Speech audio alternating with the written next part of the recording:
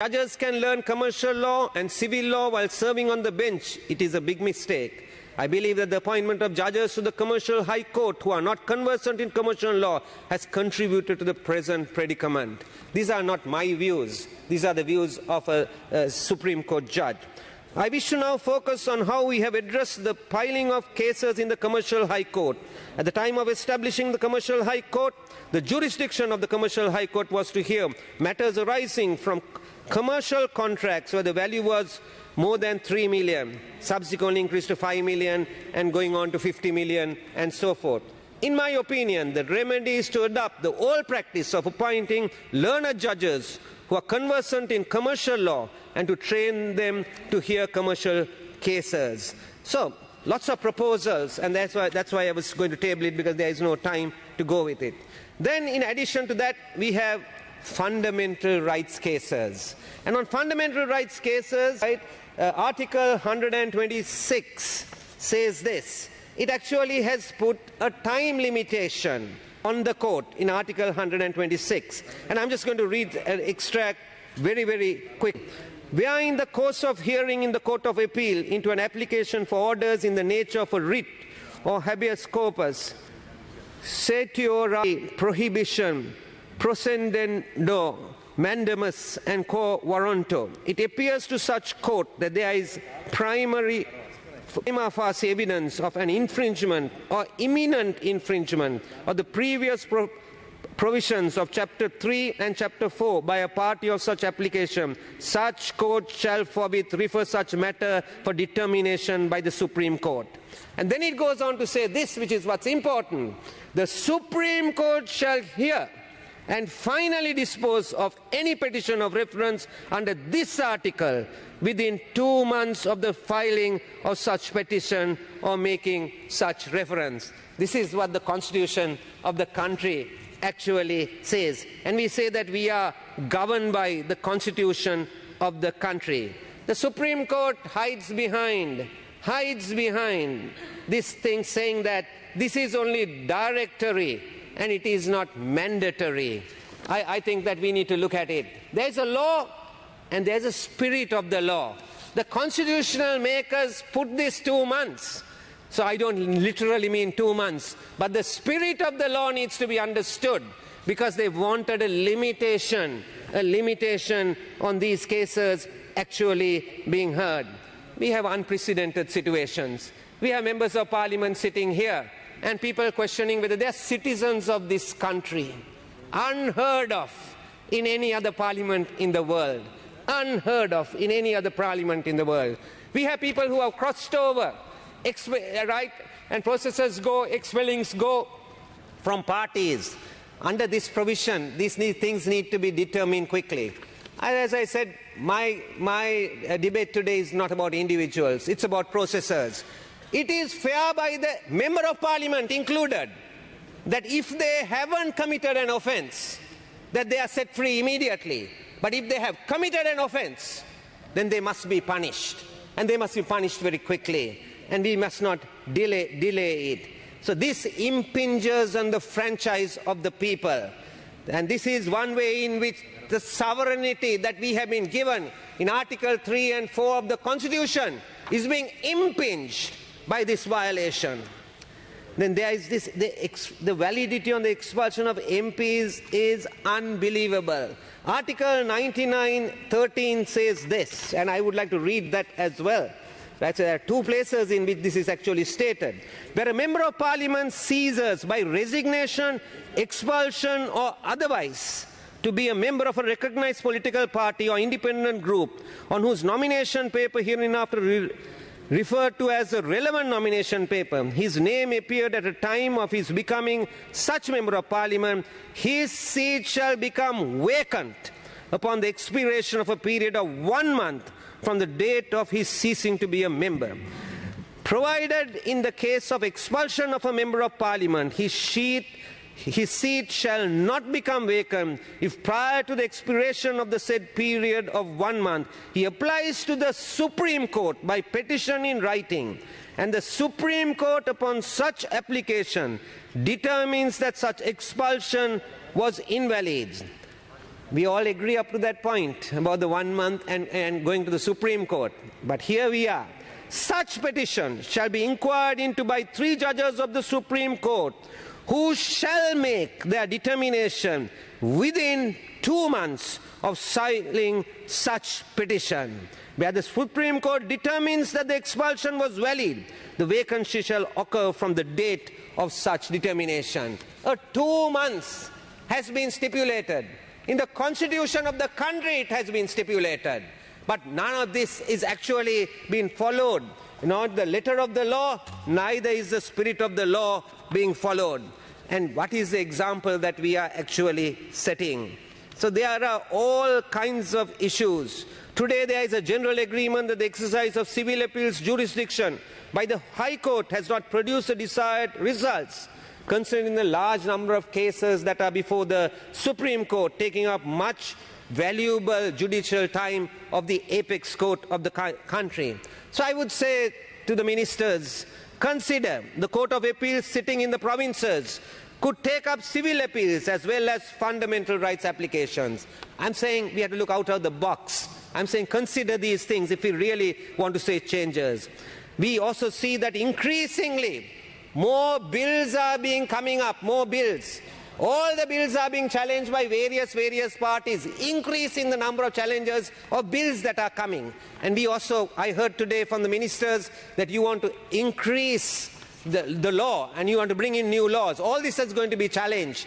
And therefore the time of the apex court is going to be focused on this. Other people's judgments are also going to be pushed to the back.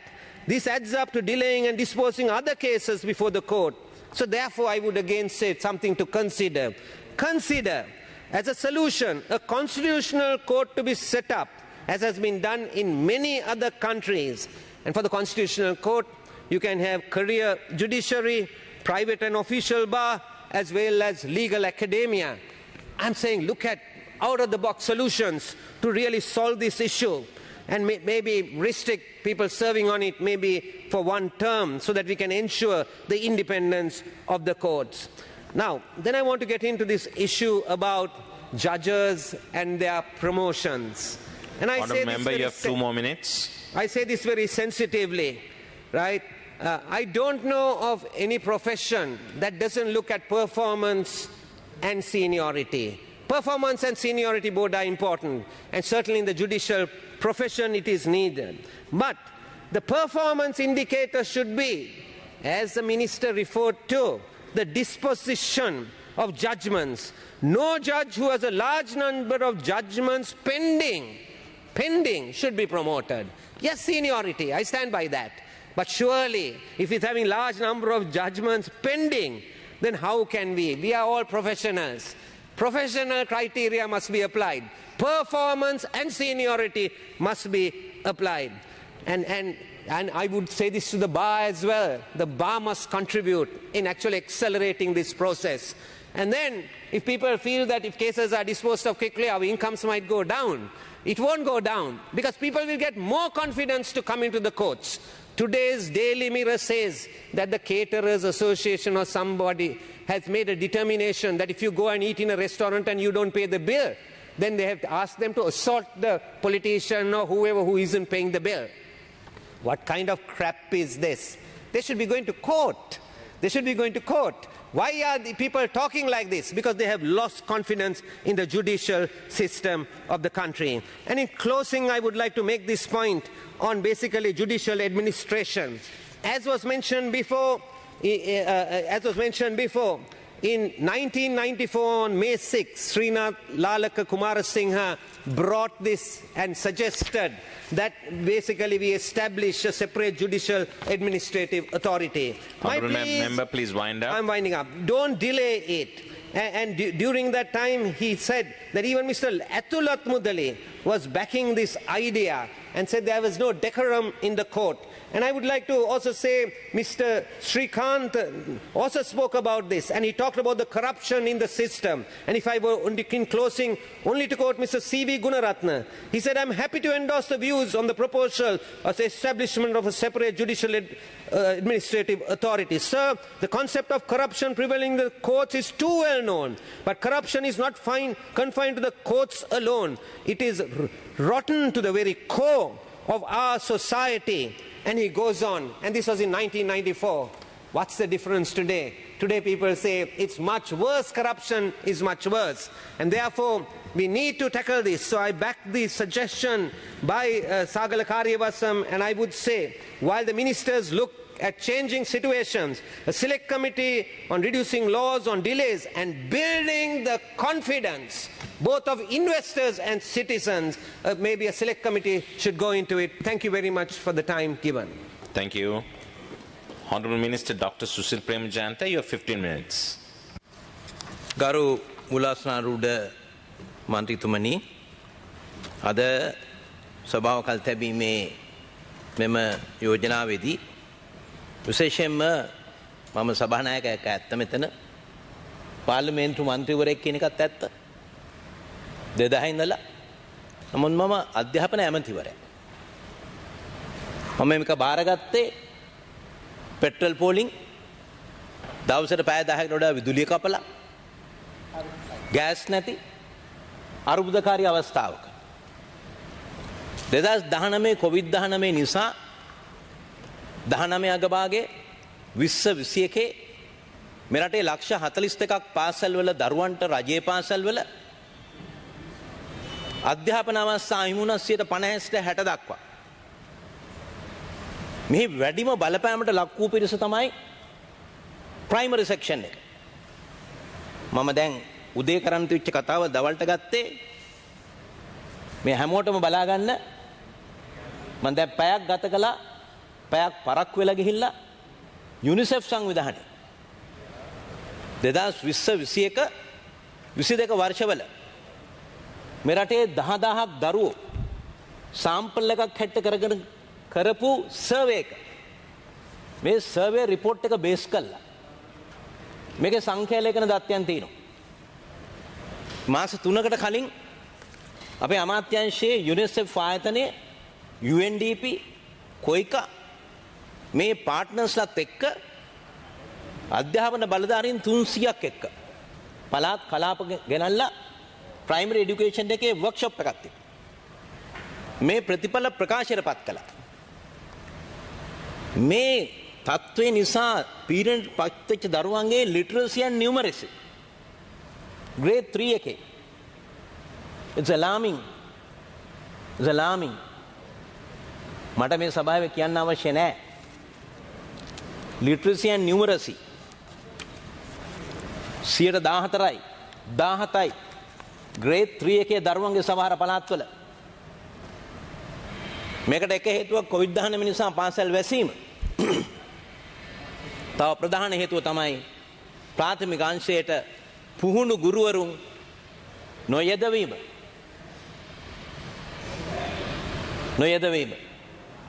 දැන් අපි කොහටද මේ යන්නේ? මෙන්න මෙවැනි වපසරියක් තුල අපි ගත්තොත් 2018 දැන් අපි ගත්තොත් අපේ රටේ රජයේ පාසල් 10135ක් තියෙනවා. විදුහල්පති ශ්‍රේණිධාරීන් 16000ක් ඕනේ පාසල් පද්ධතියට.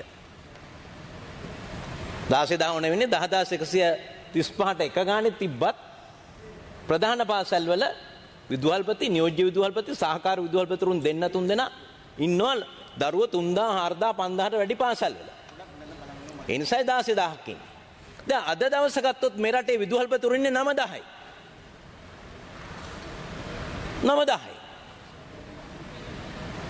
2018 ගැසට් නිවේදනය නිකුත් කළා. 2019 පෙබරවාරි මාසේ විභාගයක් තිබ්බා ගුරුවරුන්ව ප්‍රොමෝට් කරන්න විදුහල්පති ශ්‍රේණි 3ට. දැන් මේ විභාගයේ පවත්වනකොට විභාගයේ පැවැත්වීමේදී විදුහල්පති සේවා ව්‍යවස්ථාවන් සුදුසුකම් තියෙනවා. උදාහරණයක් එක සුසුකමක් තමයි ගුරු සේවය අවුරුදු 5ක් ස්ථිර සේවයේ යෙදලා ඉන්න ඕනේ විභාගයට පෙනී සිටින්න. ඒ ආකාරයෙන් 12000කට වැඩි පිරිසක් මේ විභාගයට පෙනී සිටියා. පෙනී සිටලා පත්වීම් දෙන්න සූදානම් වෙනකොට කොටසකට පත්වීම් දුන්නා. ඒ දුන්නාන් පස්සේ තව පිරිසක් අධිකරණයට ගියා තමන්ගේ අයිතිවාසික මූලික අයිතිවාසිකම් කඩවුණයි කියලා. මේ විදිහේ පෙත්සම් 4ක් ගොනු වුණා. මේ මම අමාත්‍යාංශය බාර ගන්න කලින්. එතකොට 2022 මේ නඩු ගොනු වුණා. මේ ගොනු වෙච්ච නඩු 2022 ඉඳලා ඔහොම තිනකොට මම මේ අමාත්‍යාංශය බාරගත්තන් පස්සේ දැන් විදුහල්පතිවරු නැහැ 5000ක් නැහැ. ඒවර එකවර විශ්‍රාම ගියා තව විශාල පිරිසක්. දෙසැම්බර් 31කට ගිය අවුරුද්දේ.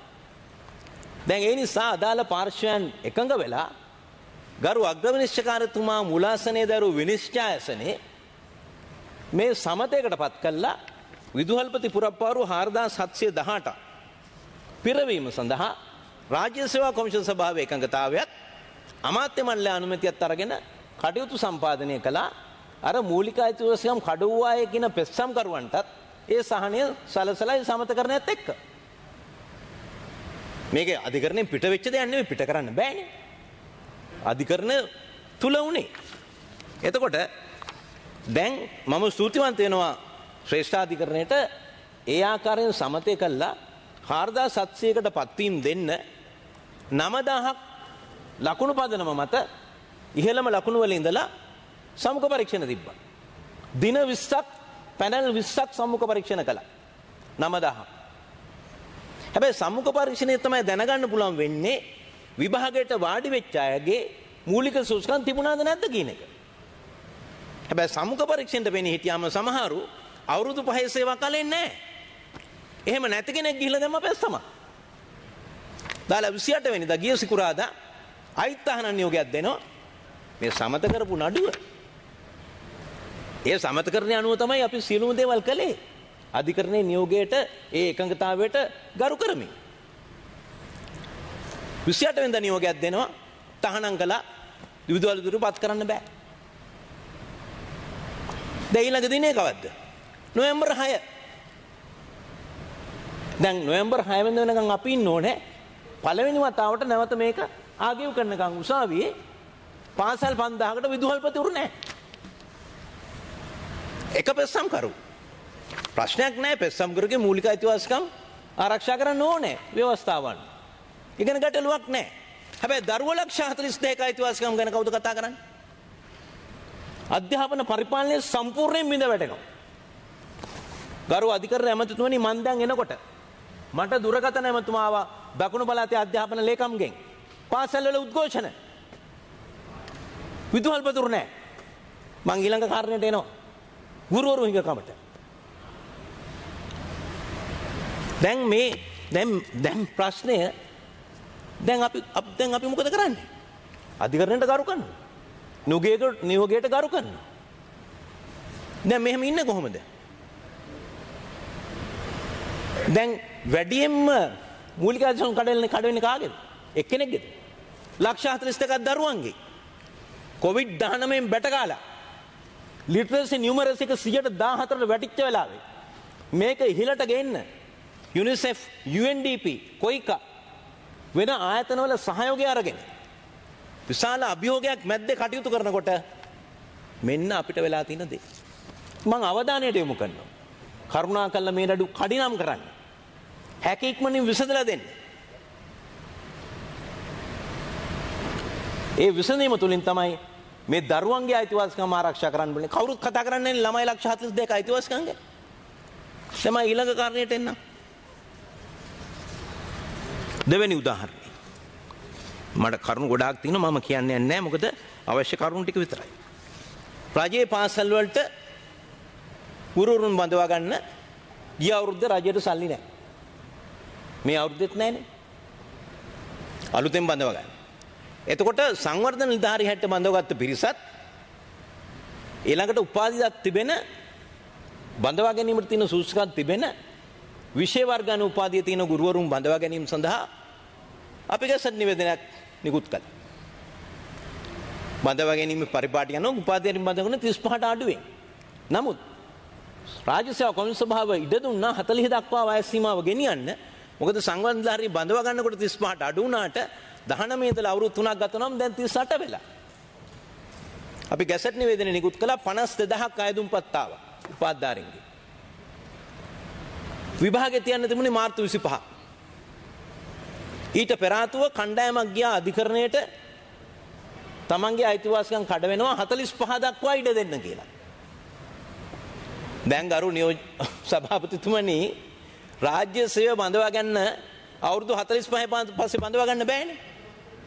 බඳවා ගත්තොත් විශ්‍රාම යවන්න බෑ අවුරුදු 55 දී. අවුරුදු 10ක් ස්ථිර සේවය තියෙන්න ඕනේ. ඒ රාජ්‍ය සේවා කොමිසම සභාව කියන්නේ ඒක. ඒ නිසා තමයි 40 තියන්න උපදෙස් දුන්නේ. දැන් පිරිසක් ගියා 45 දක්වා ඉඩ දෙන්න කියලා. මම ගරු කරනවා ශ්‍රේෂ්ඨාධිකරණයට ඒ ත්‍රිපුද්ගල විනිශ්චයසනය ඒ පෙත්සම ප්‍රතික්ෂේප කළා. ඊට පස්සේ මාර්තු 25 විභාග තියන්න හැදුවාම තව කණ්ඩායම් 4ක් ගියා පෙත්සම් 4ක් දාගෙන ශ්‍රේෂ්ඨාධිකරණයට. කණ්ඩායම් 2ක් කිව්වා 45 දක්වා ඉඩ දෙන්න කියලා. දැන් කලින් එක පෙත්සමක් ප්‍රතික්ෂේප කළා. දැන් තව කණ්ඩායම් 2ක් ගියා. අනිත් කණ්ඩායම් 2 කිව්වා 45 ප්‍රශ්න නෙමෙයි. එයින් පිරිසක් මේ පුහුණු වෙන්නේ නැහැ කියලා පාසල් වලට දාලා. කිසිම පත්වීමක් නැහැ ගුරුවරු හැටියට. පාසල් වල පුහුණු කරන්න බෑනේ ගුරුවරු. පාසල් වලට යවන්නේ උගන්වන්න. පුහුණු කරන්නේ ගුරු විද්‍යාපීඨවල සහ ගුරු අධ්‍යාපන විද්‍යාලවල. පුහුණු වීම කල යුත්තේ විදුහල්පතිවරු නෙමෙයි ගුරු අධ්‍යාපනඥ සේවයයි. මොකද ගුරුවරේ පුහුණු කිරීමේදී ප්‍රධාන විෂයක් තමයි චයිල්ඩ් සයිකොලොජි. මනෝවිද්‍යාව දරුවන් සම්බන්ධයි. නැත්තම් අර මට්ටමට එන්න බෑ. ඉතින් ඒක උගන්වන්නේ නැහැනේ පාසල් වල. බෑ පාසල් වලට දැම්මා උගන්වන්නේ හැටි කොහොමද කියලා බලා කියාගෙන. ඒකෙන් අදහස් වෙන්නේ ගුරුපත්තිමත් දෙනවයි කියලා. දැන් මේ පිරිසක් ගියා කොටසක් කිව්වා 45 වෙනකන් ඉඩ දෙන්න කියලා. අනිත් පිරිසක් කරුවෝ දෙපිරිස කිව්වා අපිට විභාග වලට පෙනින්න බෑ. බය ඇති. අපිට සමුක පරීක්ෂණයට ඉන්නත් බෑ. අපිව පාසලට පුහුණු වෙන්න දැම්ම නම් පත්වීම දෙන්න. legitimate expectation. ඔය ඩොක්ට්‍රින් එක ගැන කලින් දීපු තීන්දුවක් තියෙනවා. හිටපු ශ්‍රේෂ්ඨාධිකරණ නිශ්චකාර ප්‍රසන්න ජයවර්ධන මැතිතුමා. දැන් උන්න දුන්න තහනම් නියෝගේ. දැන් විභාග තියන්න බැරි වුණා. අදටත් නැහැ. දැන් මොකද වෙන්නේ? දැන් මම එනකොට මට ටෙලිෆෝන් කෝල් එක එනවා. දකුණේ සමහර පාසල් උද්ඝෝෂණ. දෙමාපියෝ අපිට ගුරුවරු නැහැ. අපි හැදුවේ මේ 26000 බඳවාගෙන විභාගය අනුව ලකුණු අනුව බඳවාගෙන ඒ අනුව සම්මුඛ පරීක්ෂණය තියලා ඒ අව ප්‍රොබේෂන් පීරියඩ් එකට දාලා ඒ ප්‍රොබේෂන් පීරියඩ් එකේ ඉන්න ගමන් පෝස්ට් ග්‍රැජුවේට් ඩිප්ලෝමා ඉන් এডুকেෂන්. එතකොට තමයි ගුරුවරයෙක් වෙන්නේ. අවුරුද්දක් පුහුණු කරනවා. ඉගැන්වීමේ ක්‍රමවේද පිළිබඳව, මනෝවිද්‍යාව පිළිබඳව, විෂය පිළිබඳව කොහොමද සිලබස් එක අනුව, ටීචර් ගයිඩ් එක අනුව පාඩම් සටහන් හදන්නේ, කොහොමද පන්තිය උගන්වන්නේ කියලා. Honorable Minister, you have 2 more minutes. මට මං කාලේ දෙන්න. එතකොට එහෙම කරපු උත්සාහය ව්‍යර්ථ වුණා. දැන් පහුගිය දෙසැම්බර් 31 වෙනිදා කණ්ඩායම් දෙකක් එකවර විශ්‍රාම ගියා. සාමාන්‍යයෙන් අවුරුද්දට 5000ක් 6000ක් විශ්‍රාම යන ගුරුවරු 12000ක් විශ්‍රාම ගිහිලා තිනවා. එතකොට මේ රජයේ සේවයේ ඉන්න උපාධිධාරීන්ගෙන් බඳව ගත්තාම භාණ්ඩාගාරයේ වෙනම වැටුප් සකස් කරන්න අවශ්‍ය වෙන්නේ නැහැ. වැටුප් දැන්ටත් ගෙවනවා ඒ අයට. අලුතෙන් වැටුප් අවශ්‍ය නැහැ. අපි දන්නවා රටේ තියෙන ආර්ථික ප්‍රශ්නේ. එතකොට ඒ 26000 බඳව ගත්තනම් අරු ගුරු හිඟතාවයේ මගහරවන්නත් තිබුණා. එයාට මනා පුහුණුවකින් ගුණාත්මක ගුරුවරයෙක් පන්තියට යවන්නත් තිබුණා. දැන් මේක අවිනිශ්චිතව කල් ගිහිලා තියෙනවා. දැන් මේකේ වැඩිම අගතියටපත් වෙන්නේ කවුද? පෙස්සම් කරුවද? පෙස්සම් කරුවදන්ට රජයේ සේවයේ වැටුප් ලබනවා. සමහරව ගුරු සේවයට එන්න කැමති විවිධ හේතුන් නිසා. ඇයි? දින 210 වැඩ කරන්න ඕනේ. පාසල් තියෙන දින 210. 365. ඒකයි 30 දක්වා. Honorable Dayasri Jayasekara. මං කියන්නේ දැන් අපි මේ ඔබතුමා ගන්න උත්සාහය ගැන අපිට ලොකු ගෞරවයක් තියෙනවා. මං කියන්නේ අපි සාකච්ඡා කරලා අර අපි දෙන්න කතා කරා මේ කියන්නේ. මේ අඩුව දාලා තියෙන එකත් ඉවත් කරගන්න ඒගොල්ලෝ සූදානම්.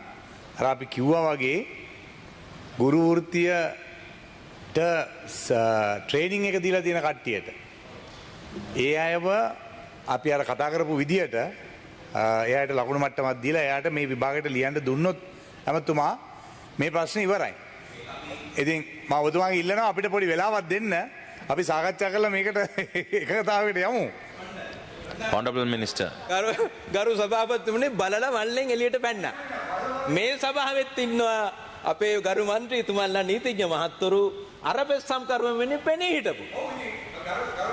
Honorable Dayasa Jayasekara. ඔබතුමා දන්නවනේ නීතිඥයෝ විදියට විතරක් නෙමෙයි. රටේ මිනිස්සුන්ට අසාධාරණයක් වුණොත් නඩුවක් කීමේ අයිතිය අපිට තියෙනවා. ඒක නෑ මං කියන්නේ ඔබතුමා අපි රණ්ඩු වෙන්න ඕනේ නෑ. අපි මේක බේරගම්මු. වයඹ පළාතේ අධ්‍යාපන ඇමති. ඔබතුමා දන්නා වයඹ පළාතේ තියෙන ගුරු හිඟේ.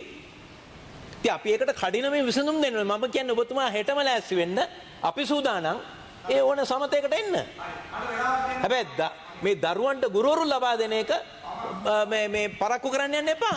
Honorable Dayasa Jayasekara. ඔන්න දැන් මම මේක ඔබතුමාට දැන් මම ඔබතුමාට මේක පිටිපස්සේ ඉන්නේ හොඳ චේතනාවකින් නරක චේතනාවකින් නෙමෙයි. අපිට ඒක තමයි අපි දෙන්න එකතු වෙලා මේක කතා කරලා ඉවර කරගමු. මට ඔබතුමා වෙලාවක් දෙන්න. මට ඔබතුමා ඕන වෙලාවක අපිට කතා කරන්න පුළුවන්. හරි කතා කරලා මේක ඉවර කරගමු. Thank you. මෙහෙ නෙවෙයි.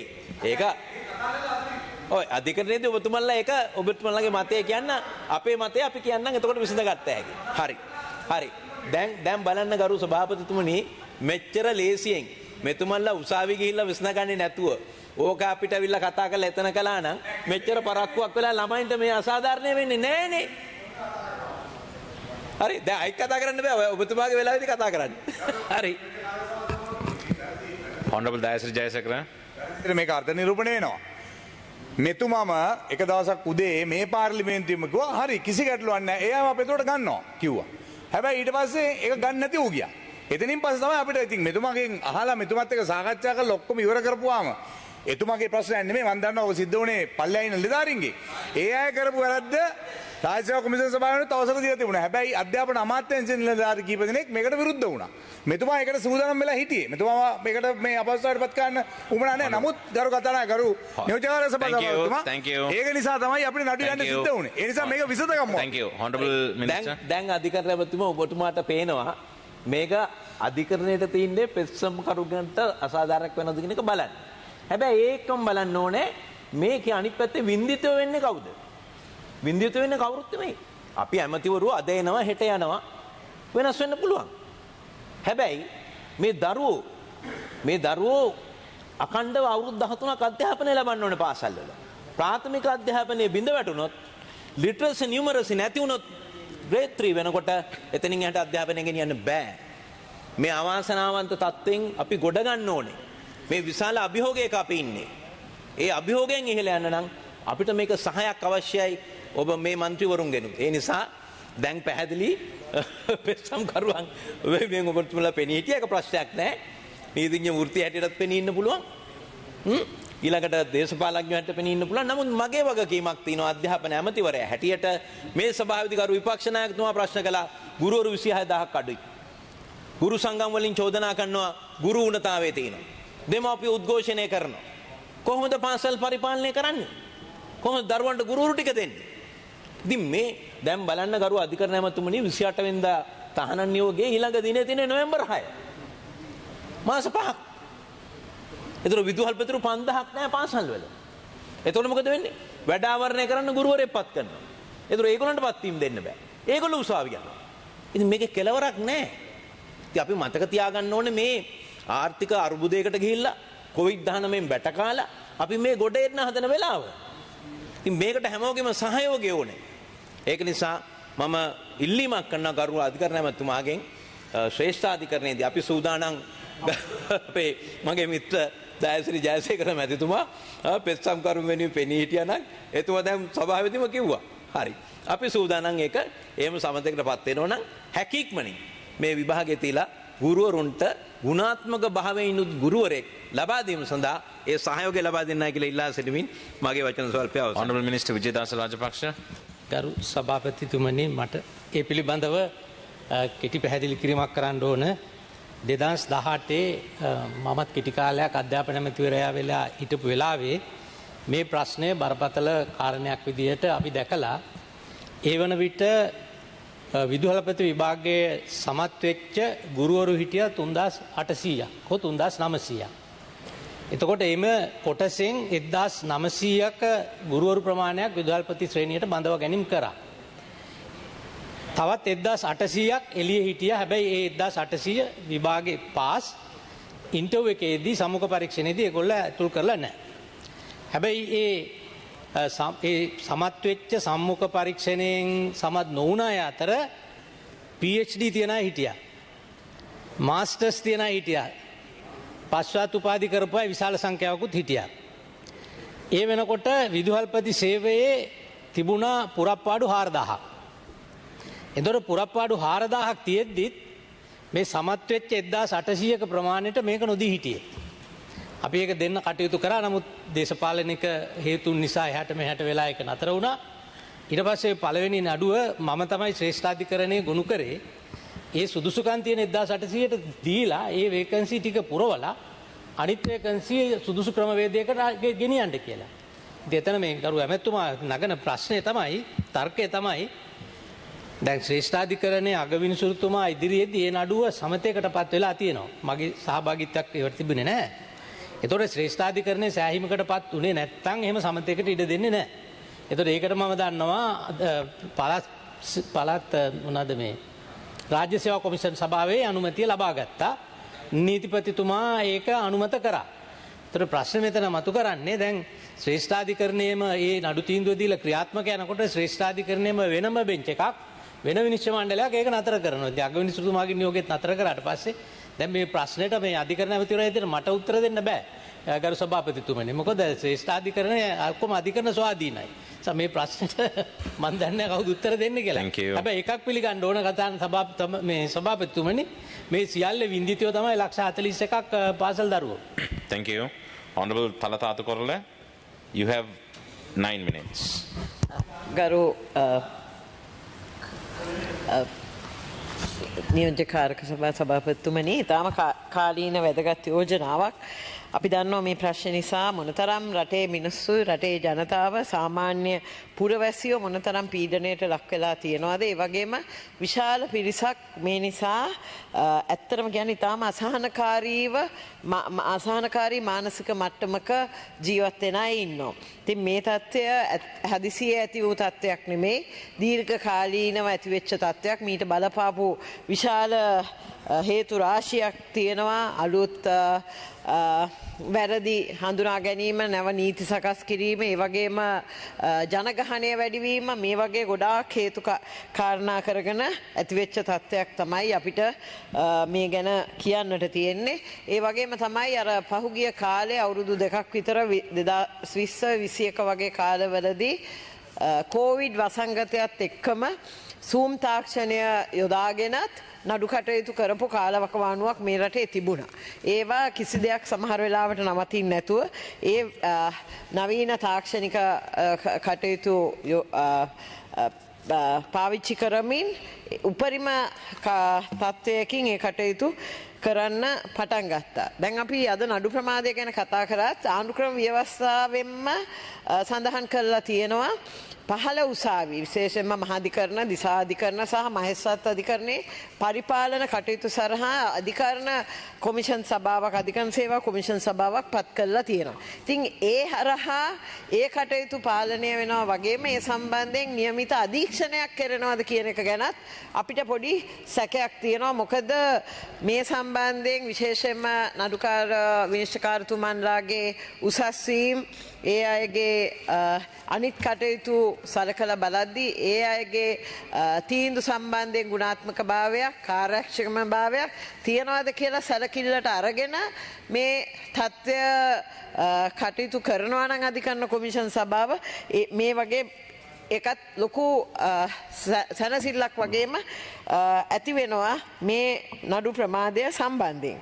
ඉතින් ඒ වගේම අපි දන්නවා පහුගිය දවස්වල අභියාචනාධිකරණයේ විනිශ්චයකාරතුමන්ලා ප්‍රමාණය වැඩි කරා ශේෂ්ඨාධිකරණයේ විනිශ්චයකාරතුමන්ලාගේ ප්‍රමාණය වැඩි කරා. හැබැයි ඉතින් ප්‍රශ්නය තාමත් එතනමයි. ඒ වගේම තමයි වාර්තාගත විනිශ්චයකාරතුමන්ලා රෙකෝඩර් ජජස් සපත් කරනවා කියලා යෝජනාවක් ඉදිරිපත් වුණා. අද වෙනකන් ඒ ගැන කටයුත්තක් තාම මං හිතන්නේ ඇමතුමනි කෙරිලා නැහැ. මොකද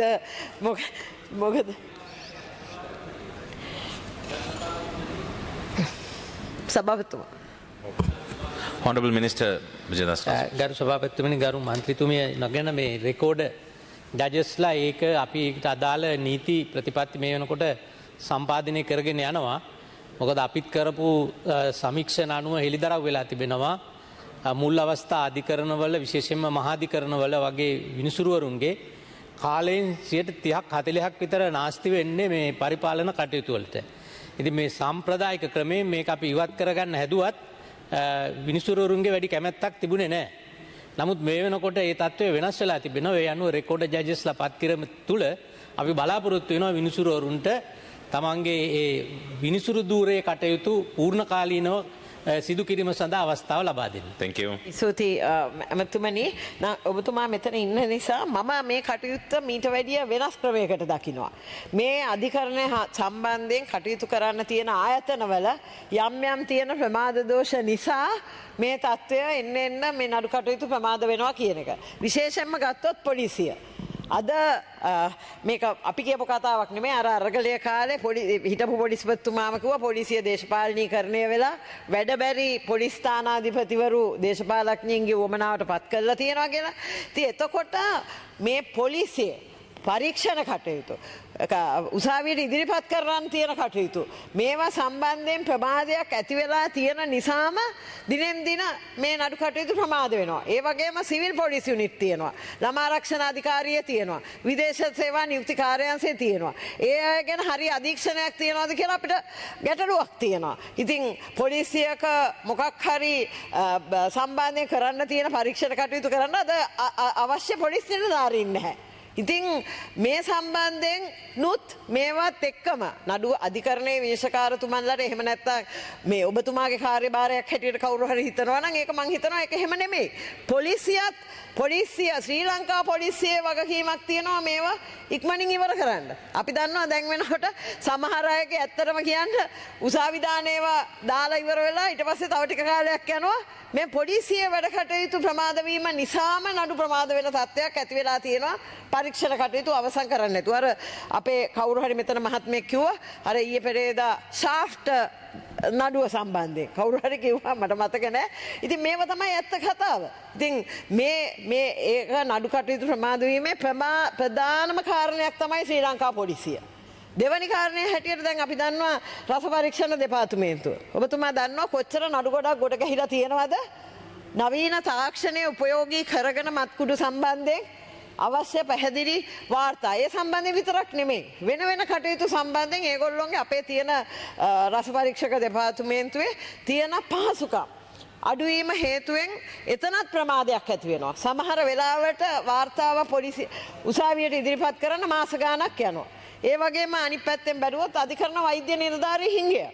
අද ඒ අය සෞඛ්‍යයටත් නැහැ අධිකරණ අමාත්‍යාංශයටත් නැහැ කොහාටවත් නැහැ. එතුමන්ලා ලොකු අපහසුතාවයකට පත් වෙලා තියෙනවා. ඉතින් එතකොට අධිකරණ වෛද්‍ය නිලධාරී හිඟය වගේම ඒ අයගේ පහසුකම් වැඩි කිරීම. දැන් විශේෂයෙන්ම කියනවා මරණ පරීක්ෂණයක් ඉස්සෙල්ලා කරලා එපා අතන්ට යන්න. මරණ පරීක්ෂණයේ සාතිකය ගන්න අමතුමා සෑහෙන වෙලාවක් යනවා. මේ මිනිසුන්ට ලියන්න කඩදාසි නැහැ. ඉතින් මේ හැම එකක්ම අද එකට සම්බන්ධ වෙච්ච ඒවා. ඒවා මේ අද එකපාරට ඇති වෙච්ච තත්ත්වයක් නෙමෙයි මේ නඩු ප්‍රමාදය. Honorable member, you have 2 more minutes. Give me 2 minutes because he also did explanation no sir. මේ ඔබතුමාගෙන් මම විනාඩි දෙකක් ඉල්ලා සිටිනවා. ඒ වගේම තමයි ගරු ඇමතුමනි මේ අද මේ උසාවි වල තත්ත්වය ෆොටෝකොපි එකක් ගහගන්න ෆොටෝකොපි මැෂින් කැඩිලා නම් ඒ තත්ත්වය ඔබතුමා අපි දන්නවා මේව කතා කරලා වැඩක් නැහැ. මොකද ලොකු අපහසුතාවයකට පත් වෙලා ඉන්නවා සහතික පිටපතක්වත් ගන්න. දැන් අවුරුදු 40කට පස්සේ හෙට අනිද්දා ඔබතුමා රත්නපුර අධිකරණ සංකීර්ණය විවෘත කරනවා.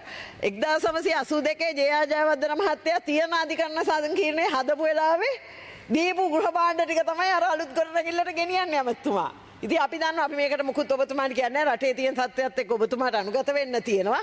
හැබැයි මම හිතනවා මීට වැඩිය මේ පැත්තෙන් අවශ්‍ය පහසුකම් ඒ අයට දෙන්න ඕනේ. යහපාලන රජ කාලය තුල විශේෂයෙන්ම අර හිටපු මුදල් ඇමතුමාගේ මැදිහත් වීමෙන් විනිශ්චයකාරතුමන්ලගේ පැත්තෙන් බලලා ඒ සඳහා අවශ්‍ය පහසුකම් සපයලා දුන්නා. ඒ වගේම තමයි දැන් ඒකාබද්ධ අධිකරණ ඇමතුමනි. ඒකාබද්ධ අධිකරණයක් තියෙනවායි කියන්නේ නඩු කල් යනවා විතරයි.